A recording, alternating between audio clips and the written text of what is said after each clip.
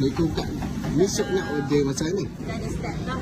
Oh ni. Pertama, kita pilih dulu dia nak mi apa. Nasi putih pun ada. Nak sup apa, pilihan sup. Sebenarnya sup dengan bakso ni berbeza kuah. Dia punya apa tu, resepi dia berlainan. Oh ya. Sup lain, bakso pun lain. Rempah dia lain. Okey, saya nak nasi empit. Okey. Campur semua boleh Kak? Campur semua. Tapi gearbox tak nak. Ya, apa tak nak Ha. boleh. Ni kambing. Yang ni urat. Oh okey, agak lembu Yang ni pipi lembu. Yang ni perut lembu. Sedap. Okey, yang ni daging lembu. Okey, ini ayam. Okey, boleh. Bola boleh. Boleh? Okey, yang ini kuah sup, yang ni kuah bakso. Okey, gosok je. Panas.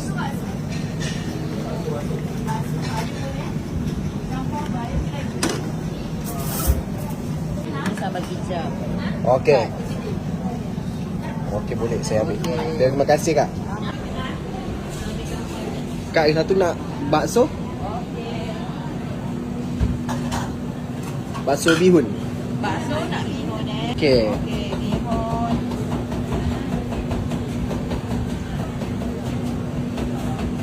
Okey, bakso ada pula.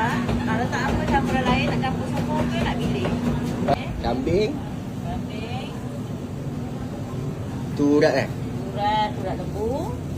Yang ni perut lembu. Okey, perut boleh. Perut lembu. Bangun kan? Lagi. Nasi. Okey dah. Dengan bergedil. Yes. Okey. Bergedil tu wajib. Wajib kuah bakso.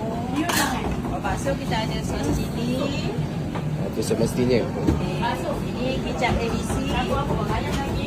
Berapa? Awak nak bergedil tak? Bergedil RM1 ringgit. Lagi tak?